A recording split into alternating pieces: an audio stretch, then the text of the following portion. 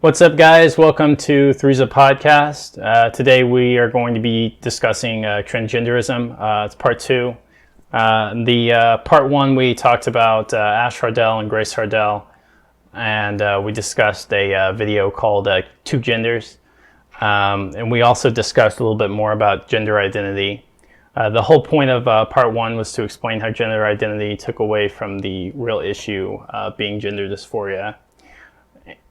Today we're going to be talking about transgenderism imposed on children and stuff like that. We do have Danny, Evan, and a guest with us named Rich. Rich, why don't you go ahead and tell us a little bit about yourself and how you kind of fit into this whole thing, your experience. Hey, what's up? My name's Rich. My first experience with transgenderism began, probably back in 1996. I stayed at a friend's house, and another person who was crashing there, I thought he was just being a drag queen, but apparently he was transitioning from being a man to being a woman. He'd gone on what I'd later learned to be called testosterone, and he was sort of growing small breasts. And I thought, okay, apparently that's your weird drag thing. And then later on, I actually went to a diversity conference where I met someone that one day I thought was a woman, and the next day they dressed as a guy, and I didn't recognize them. They introduced themselves, walked up and gave me a hug. I'm like, hi, nice to meet you, invading my personal space here. And then I realized, oh, it's you. Okay, that's different. And they had non-gender bathrooms, and so that was sort of my first crash course into the whole concept of gender and gender fluidity and everything. And then with time, picking up different things online and on TV and culturally, I didn't really think anything of it. I figured, well, to each his own. But then the whole transgender thing sort of hit me in the face at a job I was working at, because I had a coworker who I knew as Alex, and he was a trainer at the call center where I worked. And then one day he showed up, he was wearing a dress, and I noticed next to his face on the billboard in the break room where everyone had the little face, their name, so we all knew each other. It now said Allie, and I didn't think anything of it, and it spooked me a little bit. I'm like, okay, so I just nodded at him from then on. I didn't know what was going on. And then I was talking to another coworker who had been there for 2 years, and we were talking about trainer experiences, and I said, yeah, Alex such and such, and a new trainee happened to come in. Don't you mean Allie? I said, no, his name's Alex. Well, the next day I get called in to HR and told, this is my final warning. I will refer to pause her as Allie, pause. And it was like I had dropped someone's puppy in a blender or something and offended everybody, but it was actually, I just had a woke social justice warrior new HR director, and so I don't know, it just sort of frustrated me. So I've sort of had good and bad experiences, and to me, transgenderism is fine, to each his own, until you start firing me because I accidentally used a wrong pronoun I didn't even know existed. So I've since then I've watched different videos on it. I've talked to different people about it, and I don't know, I just sort of had a lot of life experiences since then regarding the issue. So Okay. What do you think about the fact that children are getting into transgenderism? Wow. Okay. To me, I think children psychologically, I don't think can really understand the whole issue, and the fact that it's become sort of a pop culture issue now. I don't know. I think in our society, we do need to give children a framework on how the world works, so they understand how to operate as a child, and as they mature, how the world works. But I don't think you should be assuming a child who psychiatrists now know cannot be legally classified mentally really as an adult until their mid-20s. They don't know who they are. They're discovering who they are. You know what I mean? Children go through phases. They say just being a kid. So how you suddenly decided that a child is a different gender and identify as a different gender when they're still understanding the world, and that's why they play. We allow children to play to understand the world. Mm-hmm. And so, if to me, as a parent, as long as a child isn't harming themselves or others, if one day they want to be a princess and the next day they want to be a pirate, so be it. With time, we have to explain to them, when you go into society, there are going to be people who have certain expectations, Right. that you're going to fall into one of these two roles. But as parents, we're going to tell them, bite me, I don't care. My child is my child. Yeah. You know what I mean? Yeah. And that's fine. Yeah. And with time, as an adult, they can make the decision of which role they feel more comfortable in.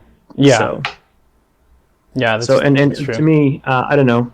To me, I told Evan I was going to sort of have a announcement. Not that any of you know me, but I've decided I'm gender non-conforming. Basically, I'm whoever I want to be on that day. So Yeah.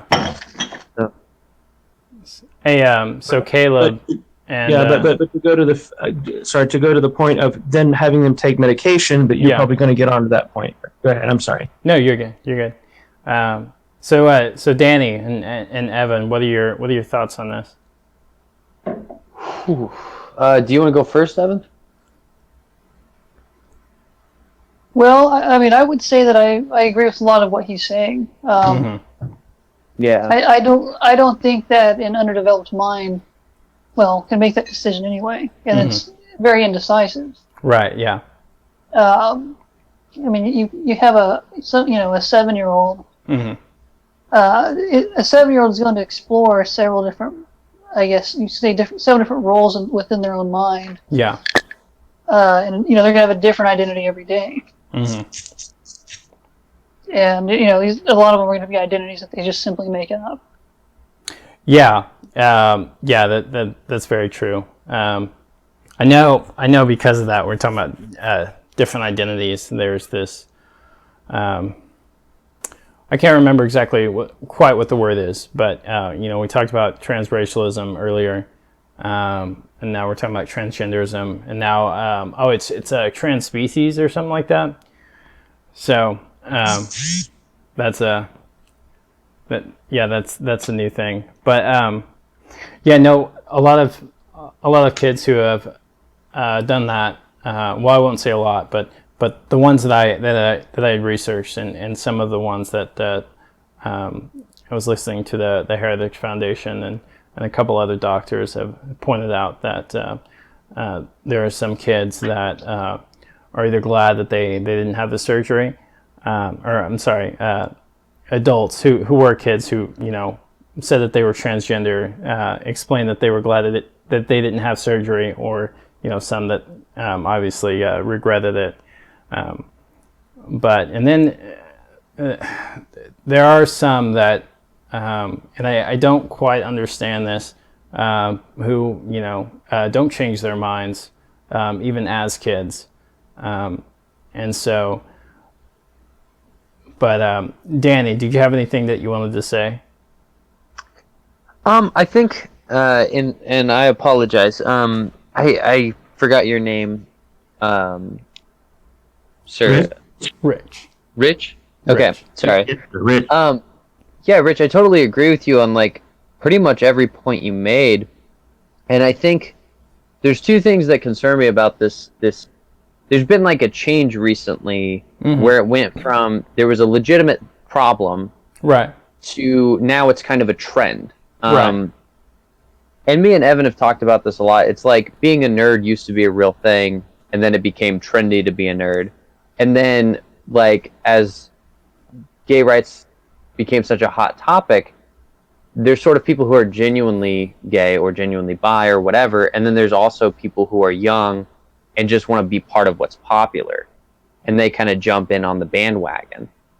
And I think there's this weird problem where there's an age where you're wrestling with your identity, you're trying to figure out what your sexuality is, who you are, and there's people kind of capitalizing on that, and people who are telling these young kids who are struggling with, well, who am I, what do I feel, What am I attracted to? And these people are just kind of trying to give them answers that support their ideology, their belief system. And I think that's really unfair to do to somebody who's so young and easily manipulated. And I think there's legitimately trans people. There's also gender dysphoria. Yeah. Okay. So wait, what do but you I- mean when you say there's genuinely trans people? Are you implying that the genuinely trans people are gender dysphoric? Is that what you're, or what did you mean by that? Well, I mean, there's genuinely people who. I'm not trying to draw a distinction between gender dysphoria and trans, but I'm saying there's people who genuinely can't identify as their physical biological sex and want to identify as something else, for all kinds of reasons. Okay. But then there are other people who are kind of not pressured into it, like, oh, you should do this cool thing, but it's like they're confused, Mm-hmm. and then someone just comes along and gives them an answer, and they're like, oh, you're trans. That's the issue. Right. And the other issue I have is, I don't know why anyone would think it's okay to offer hormonal treatment or surgery or any of these things to people who are not of a mental development that we know that their brain has fully developed. Like, your brain doesn't fully develop until you're about 25. Right. And we won't let people do all kinds of things until they're 18 or 21, Mhm. Alcohol, drugs permanently banned because they affect the way that your mind works. Sure, that's changing now, but like all these things. But because transgenderism is kind of progressive right now, Mhm. it's okay and it's kind of cool to affect your children if they think that they might be trans, to go ahead and give them trans therapy, to give them hormonal therapy, or even have surgery. And I'm like, that just bothers me. That why would you think that's okay for somebody who hasn't fully developed into a mature adult yet, Right. biologically? Mm-hmm. And you could really do serious damage to that person permanently, where they never get to develop fully. Yeah. And those are my only two points about the whole issue. Mm-hmm. Yeah. So you talk about development. I know that the effects of hormone blockers. There's them being infertile. Sometimes there's no sexual sensation. Blocking puberty. It says that Tanner stage 2 means that puberty will not resume. And so Yeah. one of the reasons that they have puberty blockers is for precocious puberty, and then I think it was Lupron that's used for prostate cancer.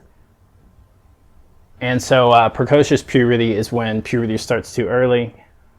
Let's see, where is it? It says there's this.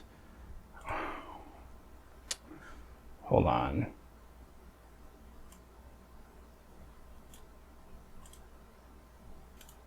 There's a site that states that normal age of puberty is like 8 or 9. And so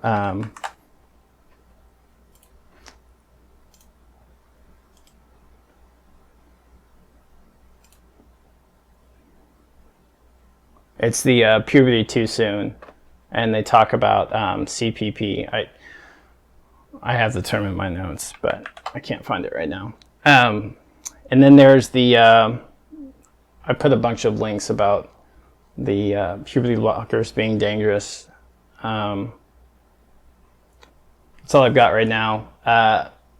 The other thing is that a lot of doctors who are performing on children are, it's all just experimental. And I've watched a lot of videos with the Heritage Foundation saying that there was no study of long-term effects. And so you've seen the I Am Jazz. I talked earlier, and it was in part 1. But he's the one that had no sexual sensation because of puberty blockers. I guess he does now have a vagina, but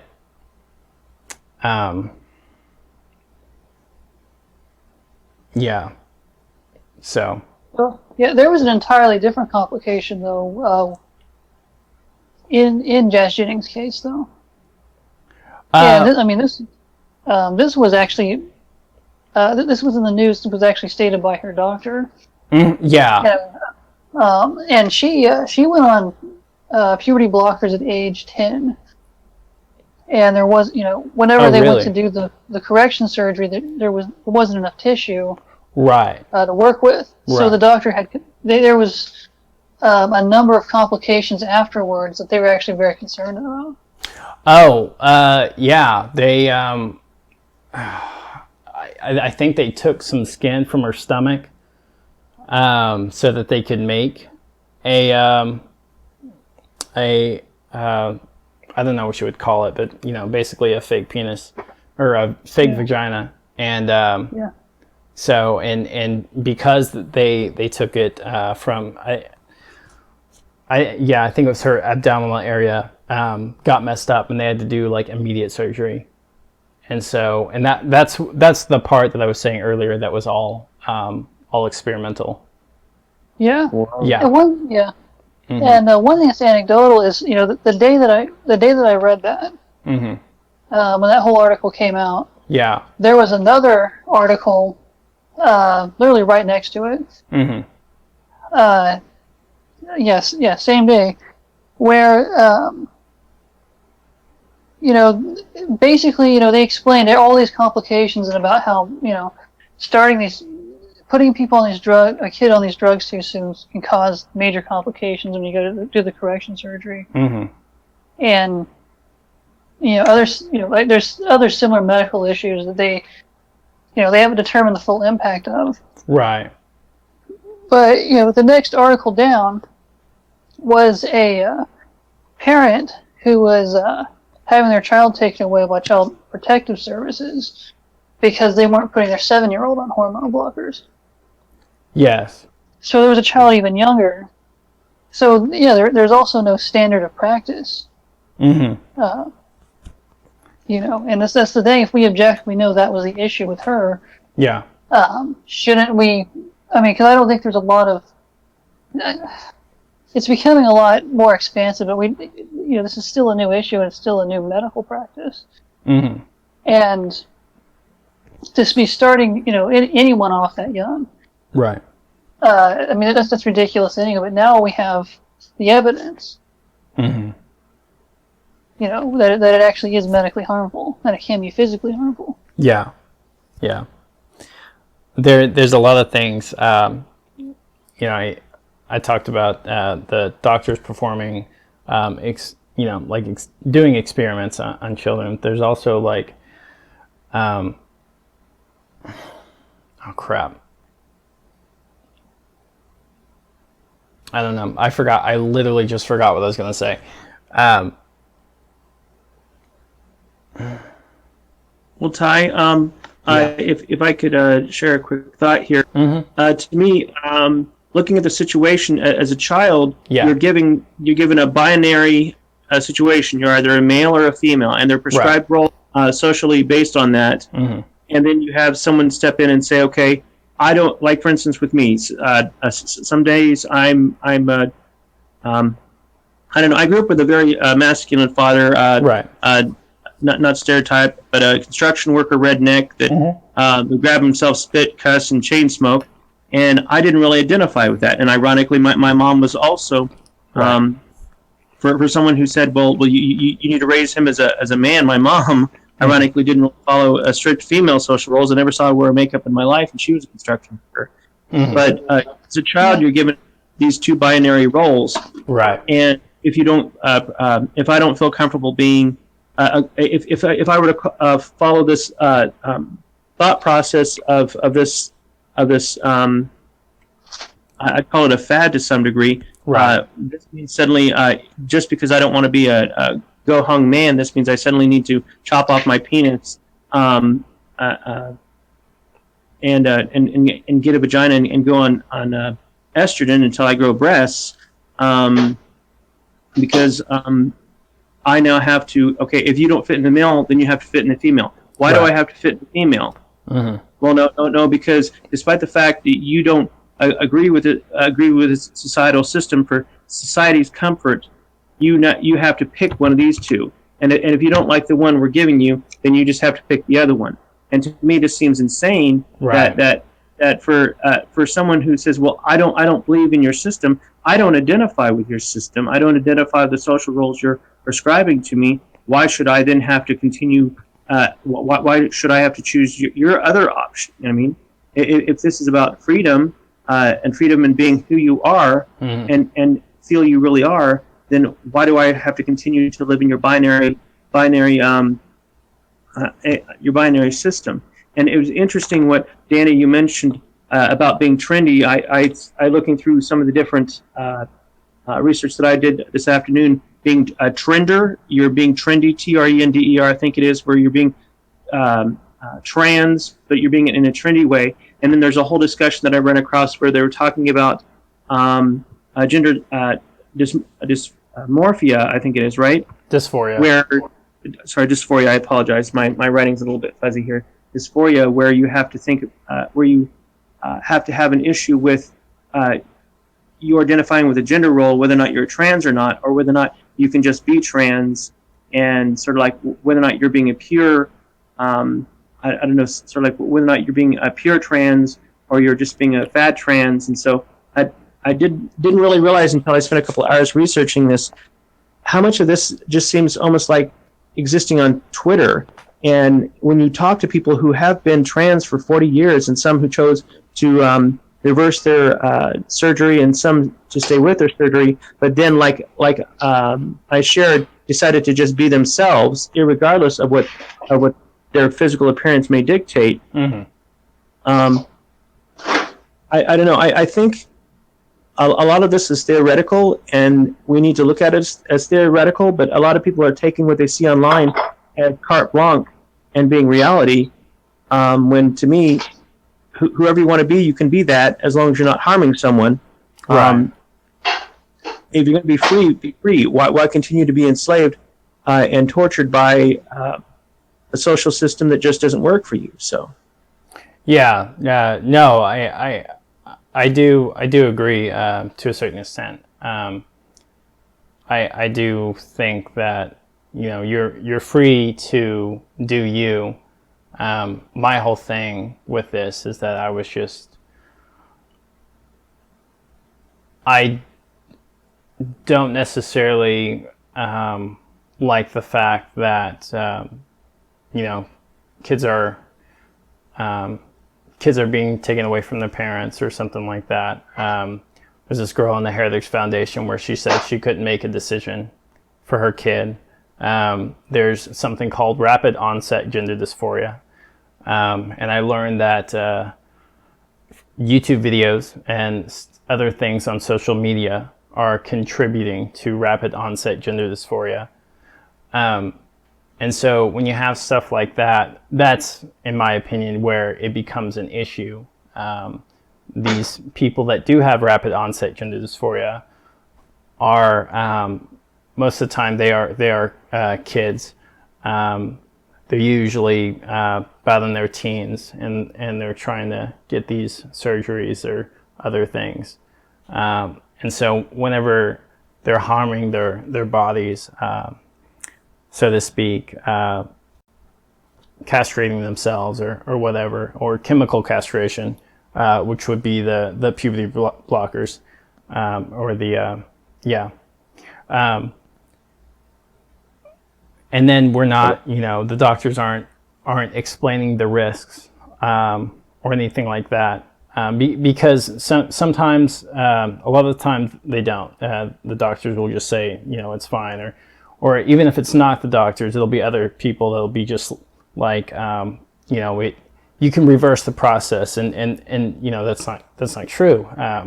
There was a woman who was talking to a class about transgenders. And basically it was women she was talking about who want to chop off their breasts. And she said you can go and get more breasts later if you change your mind, and that's not true at all. The people who take puberty blockers, there are a lot of times where it cannot be reversed, or that like I said, when you take it early on, you you can't just continue the process after you take away those puberty blockers, and sometimes puberty does not. Will not continue, which is why you have no sexual sensation and a small penis like Jazz Jennings, and those are the kind of things that I feel can be the issue when you,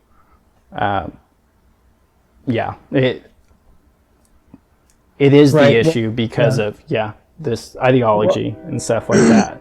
But I don't think there's anything wrong with someone giving themselves an identity, and then people just being being respectful, and then to you, like if you said your pronouns were they and them, ze, zer, or whatever, be respectful, and being respectful to you would be obviously the best thing is what. Well, I Right. think where I'm getting at. Right. So. Well, and I apologize. I think I think I didn't come through as clear. To me, is if I want to be beyond binary, Mhm. and binary meaning whatever traditional means, a traditional male role, traditional female role. Like I told you, my mom advocated for a traditional male role, but Right. she wasn't a traditional female. She was a Right. construction worker that my dad met in a biker bar, and but to me, I don't think if your issue is the system, Yeah. why continue to buy into the system? And I personally would say alter your physical body and all the consequences and dangers that can come with surgery, let alone introducing additional chemicals into the chemical soup that we already are. Why go through all that? Why not just say, well, society today, hey, my name's James, okay? Sometimes I want to dress in hot pink, and sometimes I want to dress in blue, or I like hot pink. Got a problem with hot pink? Don't be my friend. I mean, Okay. to me, be yourself, and free yourself of the binary reality that society places on you. And so to me, I'm telling them, because I sit here and listen to several YouTube videos where they kept on going back to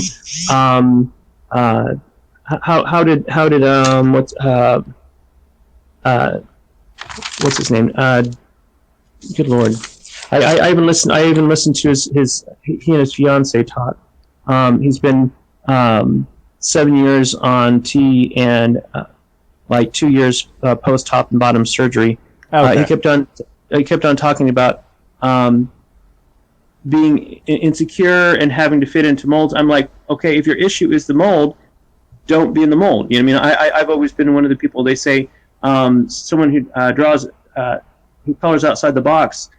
I never found the box. So Right. to me, I just see it as an issue of just be yourself, Mhm. and don't worry about having to fit into these roles, and manipulating your body, Right. with chemicals or with surgery. So Mhm. just be free of that. So So you're basically asking, why are you conforming to the other gender if you want to be genderless in the first place? Or is yeah, that, it's into Well- if you don't guarantee you, if you have a problem with the whole concept of gender roles and fitting people into boxes when that system doesn't work for you, and you Right. don't feel comfortable in slot A or slot B, Right. why force yourself into the other slots?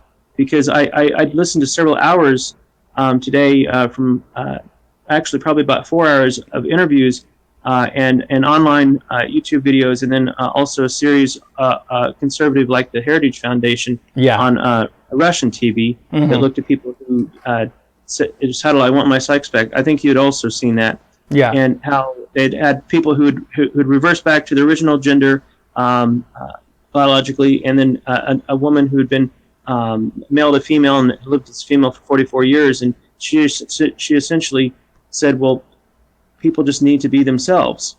And she realized until you're happy with yourself, until you're psychologically, emotionally, and socially healthy, and accept who you are, and basically bite me society, you're not going to be comfortable. Because she said, I did all these changes, and two of these gentlemen did changes and flipped back, and for her, she now travels campuses and talks to, because like we were talking about earlier, it's become you're trender. It's become trendy to be that. And when you're insecure, you're trying to find a place to fit, like we all did as a teenager. Yeah. And this is a place where what's it called? Queer.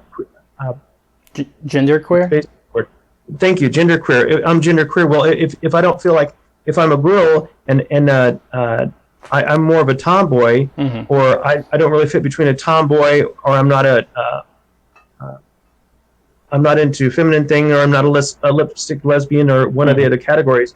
I'm sort of out there on my own. You know what I mean? That should be okay. Right. But society tries to put you in little boxes. And for instance, me personally, I didn't fit into a box. I was a nerd. I was a geek.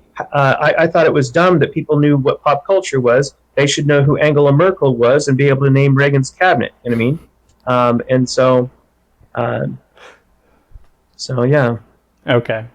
Hey, Danny, what were you about to say? Sorry, well, I don't know that it's relevant now. I was just gonna point out what it seemed to me Rich was saying was that the point is, if I understand correctly, the point is, if you're going to build an identity for yourself, why be constrained to a binary male or female status quo? Why not just develop your individual identity? Yes, that's what a lot of people have asked. Why go through the trouble of surgery? Yeah, when you can. Well, and I think that's a fair point, because the thing is, I don't know, this is my personal opinion, and it's probably not well developed, but the whole binary issue and the whole gender role issue, I mean, those gender roles are just, I guess you could call them baselines. Like they're broad stroke roles of what the two genders should fall into. It's not like everyone who's male falls into that and everyone who's female falls into that. But it's become such a common topic of conversation that it's more and more seeming like that's how we're supposed to orient ourselves. Right. And for me, it's like, I don't know whether developing a gender identity even is necessary in this thing, so much as just developing an individual identity and personality. Yeah. But that's really just my personal view of it. That's not a well-researched argument. No, yeah. I think a little bit about what I think I understand a little bit about what you're saying. But I feel like a lot of people sit there and grab the identity because, it helps explain to them. It helps explain them a little bit more. Yeah. And so, but anyway, I did want to get into this real quick. I was listening to, or while I was listening to the Heretics Foundation, I've heard this many times, but I've learned that people will, I guess, accept the transgender label or whatever from sexual abuse, from autogynephilia, and then being homosexuals. So right. Well, what? I'll go ahead and let you finish your thought, and then I have a thought. Okay. So Danny, just go over it. Sexual abuse, and then autogynephilia, which is basically a fetish. It's where a person likes to put on the opposite sex of clothing. From a lot of the videos that I watched, it's usually men that like to put on females' clothes, and then being homosexual is another reason But go ahead, Rich. No, I was going to say a lot of the things you were sharing, and sorry, the auto whatever you mean. My brain was trying to find the word for that. When I first went to college, I used to like to go to places that had cheap drinks, and I didn't need to worry about fights. And so there was a gay bar here in Wichita that I'd go to called Fantasy, and they had drag shows, which was cheap drinks. And one of the gentlemen that performed, he wasn't a gay, he was a drag queen. We basically called him a transvestite. He was just a dude that liked women's clothing and everything. And I don't think he ever transitioned. God, I'm trying to remember his name. But wow, I completely lost my chain of thought. But darn, you got me stuck on that word. I'm sorry. Go ahead and continue to talk. It'll come back to me. I apologize. No, you're good. So, but one thing I've learned from the sexual abuse is that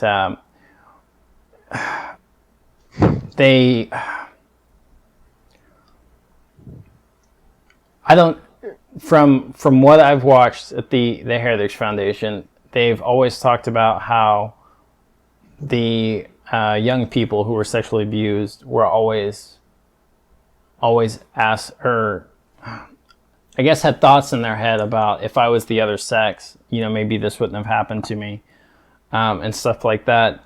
And so they either assume the other role, or actually physically transition. And then there's the homosexual thing, and I thought that was pretty interesting. A lot of YouTube videos I watched, the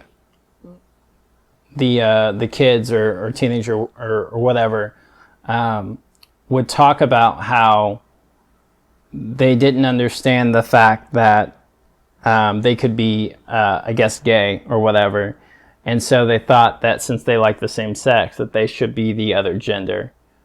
And I think this is pretty interesting, especially in the gay community, because I feel like transgenderism totally breaks down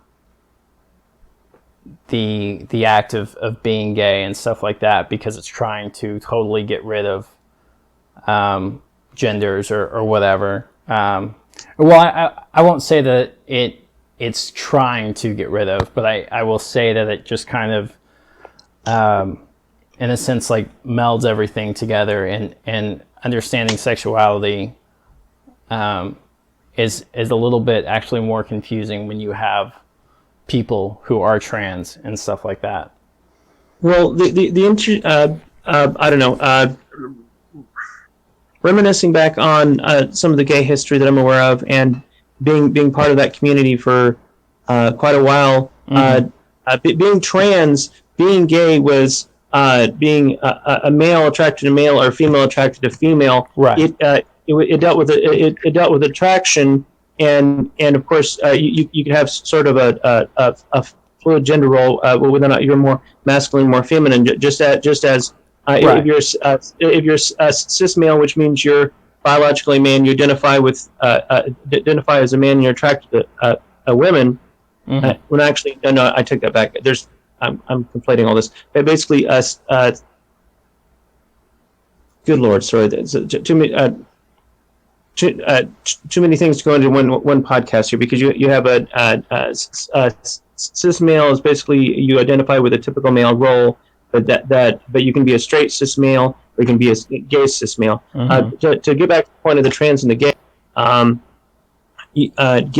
being gay or lesbian or bisexual, to me, is that's different from trans. It's been lumped all together because society considers everybody all freaks, especially conservatives and Heritage Foundation and different organizations like that. But gay and trans to me are two different things. Trans is you have a problem with identifying with the social role prescribed to you by your biological sex, right? And you need to go to a length to try to identify publicly and show people the role that you want them to identify you as. Okay, while being gay is being attracted to the same sex, and at one time it was gay, lesbian, broken down, but now it's sort of socially been lumped together all at once. But now that we've become psychologicalized, and I personally we've allowed, first of all, society to label people, and then allowed psychologists to label us in studying, and then allowed those people who are biased against the communities to take those labels and to make people sound more like lab rats and everything. So to me, it's two different things. It's two different issues: the gay issue and the trans issue. Although for the conservatives, they've lumped everybody together, and the more scientific you can make people sound, the more you can ostracize them, the more you can try to force them to go back into again the draconian binary system that actually only really benefited the priest in the Old Testament. But that's a whole other podcast. So. Okay. No. So Sorry. no. Danny, I'm going to let you submit. Danny, from now on, you can just submit me to keep me short. So I appreciate your summations, Danny. Oh no! You're fine. You're sorry. No. So I was going to say no. I understand the difference between trans and being gay. What I was trying to say is that it's, I don't know. It gets very confusing when you have. Now I'm not saying like someone that like fully like transitions, right? But when you have someone who has like, you know, is like female to the top and then, you know, male at the bottom or whatever, you know, they're trying to like come up with words and stuff for that. And so I'm just saying it makes things a little bit more confusing with, you know, with sexuality, basically. But anyway, that's female to the top and male to the bottom. I'm sorry. I'm missing your definition there. Basically, like, you know, it's a you know, assigned male at birth, but you know, it's got boobs and it looks like a female. Oh, hermaphrodite. Okay. No. Where the doctors have to make a decision. No. Not a hermaphrodite. No. I'm talking about a transgender who has not had basically bottom surgery. Okay. Yeah. So that's. Oh. Okay. Sorry. I was thinking like on the Kinsey scale of sexuality, but you're talking about literal physical attributes, biological attributes. Yes. Female top, male bottom. Okay, I'm sorry. I apologize. I'm with you now. Go ahead. No, you're good. So no, that's kind of where I was going. I was watching a video. Blair White was talking about whether her boyfriend was you know, straight or gay or whatever, and so you get this whole issue of sexuality when it comes to transgenders because. Anyway, yeah, because you have traps, you have people that have fully transitioned and other things, and so it just becomes a whole mess. Because to me, I've actually met someone and hung out with them and everything. Right. That was trans, and it's sort of grown on Grindr now, which a lot of people may not know about. Is traditionally a gay hookup app, but now a lot of people who have the money to get onto something that's for pay have left. It's pretty much Grindr has become sort of a collection of everything that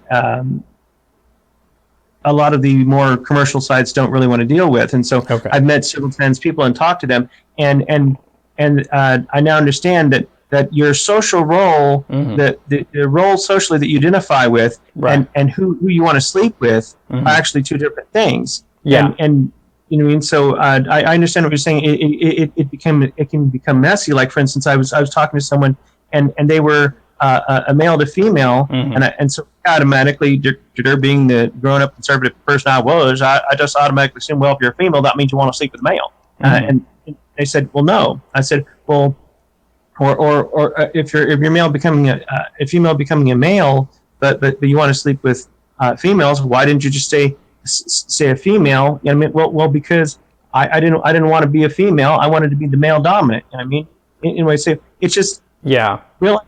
realizing that people aren't the nice, neat little categories that people who have traditional worldviews want to put them in. Mm-hmm. When everything was basically based on procreation. Right. One of the reasons you weren't supposed to masturbate in the Old Testament was because you were spilling the seed, and the goal was for people to procreate and multiply to keep the Jewish faith going, because they had so much inbreeding. But like I said, that's a whole other podcast. But yeah, I understand what you're saying. It can seem complicated Yeah. until you realize, like, for instance, if you sit down and talk with a friend, you're going to realize, for instance, Evan, the more I talk to Evan, the more fascinating he is, because he has all kinds of different interests. I at one time locked him into a certain category and certain characteristics, but like with all people, the more you get to know them, the more facets there are to them. So Yeah, that's very true. That's very true. I did though think that it was pretty interesting that back to the original statement, that the fact that people were switching to transgenderism was because they were homosexual. But anyway, you guys have any more thoughts? Danny, Evan? Just kind of about... Go ahead. I think you guys pretty much covered everything. I guess I wasn't talkative tonight, but... No, you're good. Yeah, and I kind of agree. Like, I don't know, I'm sorry, I was kind of tagged in last minute, and I didn't realize how deep we were going with this. I do kind of feel like it's probably best not for me to talk too much, because I do feel like I'm out of my depth here. Danny, I'm right there with you, because there was a lot of references that Ty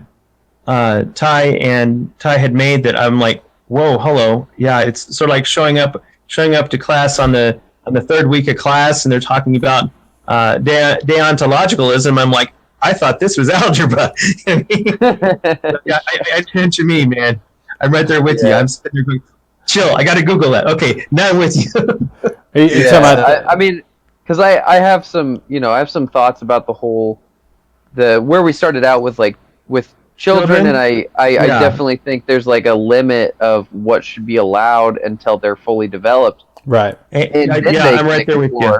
As an individual, but as far as like trying to define what's exploratively okay, I don't know. That's something I'm personally not like ready to like make any kind of definitive statements on. Right. It's okay. I thank you for bringing it back to the original point. That I agree, and I'm sorry, Ty. I apologize. No, you're cool. I agree. I agree with the consensus that as a child, you shouldn't be making permanent decisions for a child who's still in the transformative state. So yeah. Yeah. I think also that there needs to be,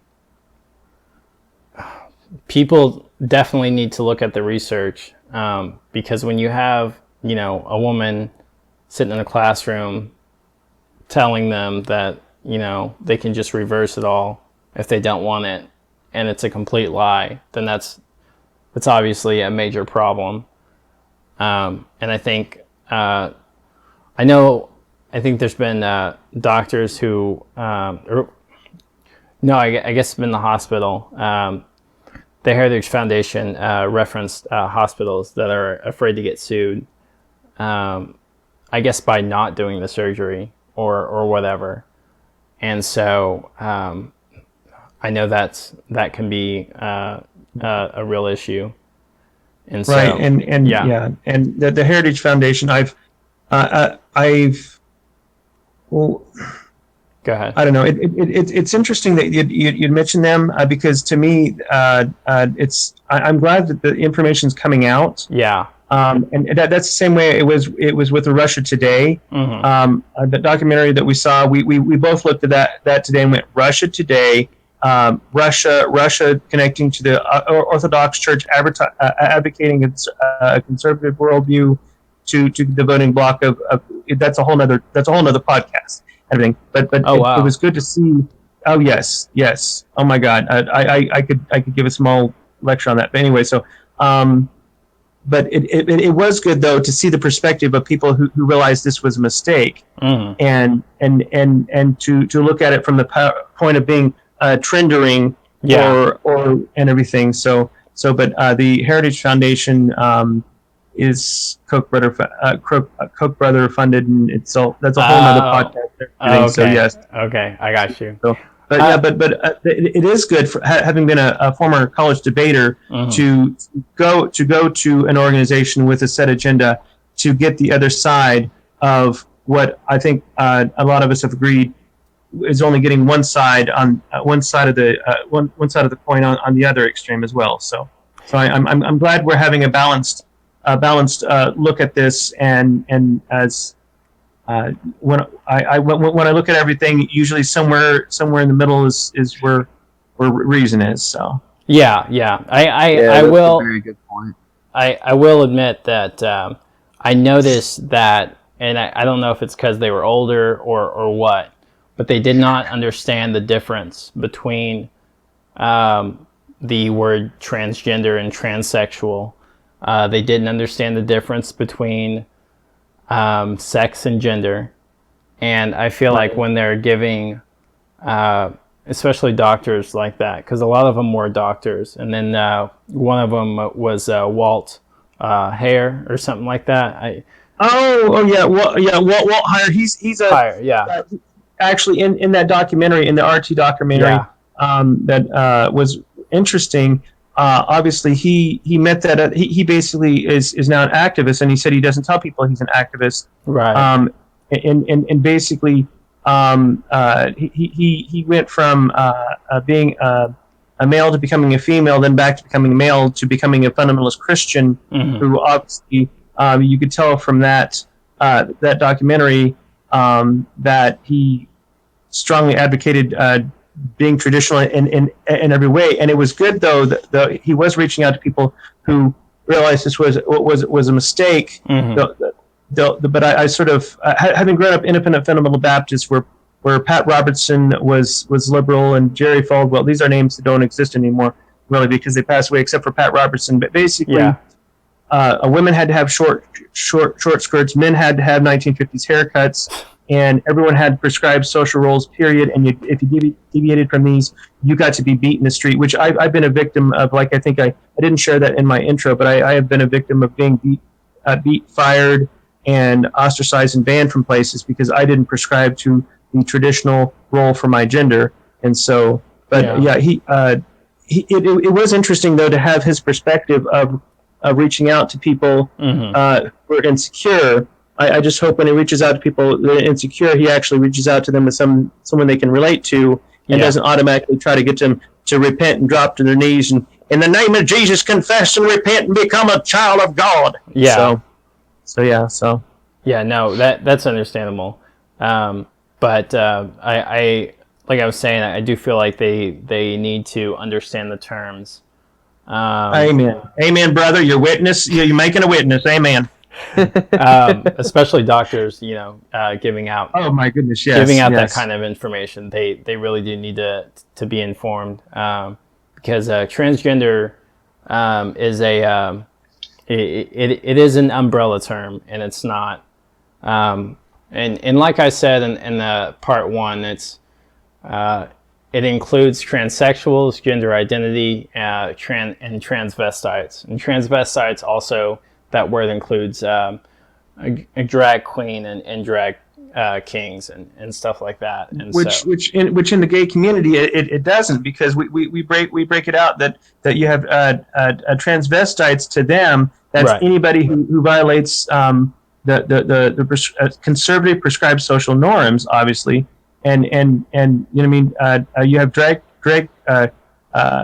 kings, drag queens, and then guys that just want to wear dresses. God, what was his name? I think his name was Willie, and he had, I think, Letitia was his stage name. Okay. And everything, but pretty much we were like, okay, that's cool. We're going to be accepting, but his his wife would actually come and have breakfast with us afterwards, and he would still be in his dress and everything when we went out to Denny's and everything. Right. And so he'd be sitting there next to his wife and everything. But ironically, they had a very conservative marriage where he was he was dominant in relationships, and she'd say, "Yes, dear," and we're like, "Whoa, hello, this must be an interesting conversation in the morning." You know what I mean? Yeah. Yeah. So wife, what did you think of my performance last night? Well, honey, I think your makeup was bad. But, Wait. So, yeah, anyway. So you're saying that the gay community does not recognize what transgender as being an umbrella term? Is that what you're saying, or? Right. Because Okay. we like, for instance, if you go back to the history in gay history, how do I summate this very quickly? Basically, gay civil rights began in law in the United States at Stonewall in New York in the late 1960s, when trans people who were transitioning were attacked by police, and they fought back and everything. And so, but we understand there's a difference between being a drag queen, which is basically a gay effeminate male that likes attention and likes money, so he dresses up and plays a character, and people give him money for his performance, basically. And then you have a transsexual that's trans, that's wanting to transition into a different social role, and then you have transvestites, which are just basically men in dresses. So guys that for some reason that like women's clothes. Right. So. Yeah. The autogynephiliac. Right. The people who are I mentioned the word gender identity, or the words gender identity, and those are usually people who give themselves the different genders, being like bigender or non-binary, or something like that. The genderqueer is the word that you said earlier. Right. Genderqueer basically means is I don't prescribe to the normal roles based on a male, female, which is called the binary system, or I float around. Gender fluidity is another fancy word, or genderqueer, being that I can change how I want to. Like, for instance, for me, you know what I mean? Like I was sharing with Evan earlier. Some days I'm greasy, dirty, and fixing stuff, and other days I'm decorating and break dancing, and other days I'm just sort of sitting here being sort of gender neutral, reading. So right. So okay. So I'll just share my last thoughts. I think when it comes to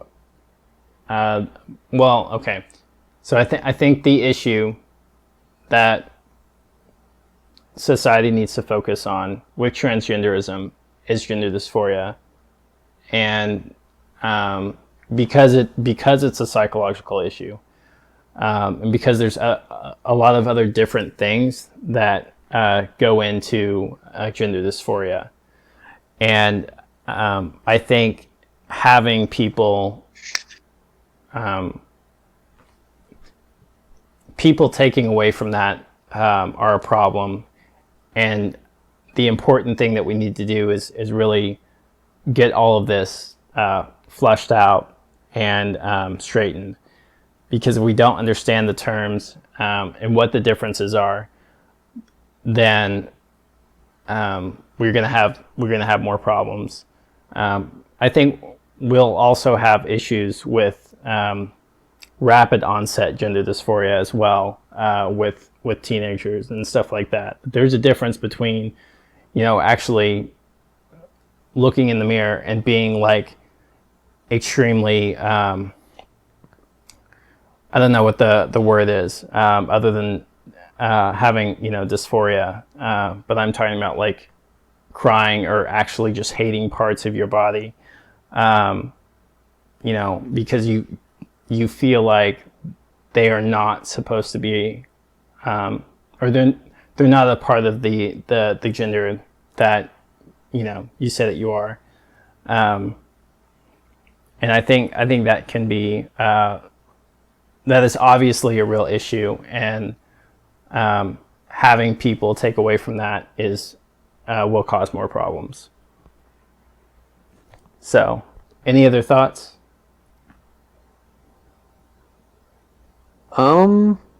I Nope. think I'm I'm good. ready I to think start. you guys really were the big swingers this episode. Like you guys had the most hard hitting stuff. I appreciate that.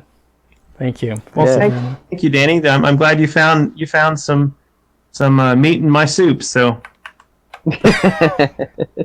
Yeah, definitely, man. Oh, fantastic. All right. Well, I appreciate all you guys. Thank you, Rich, for being on the podcast. Yeah, thanks, man. Yeah, it's really nice to hear your opinion and everything. not a problem. I'll ramble whenever you ask. So Fantastic. Fantastic. Well, this was Three's a Podcast, and I'll see you guys next time.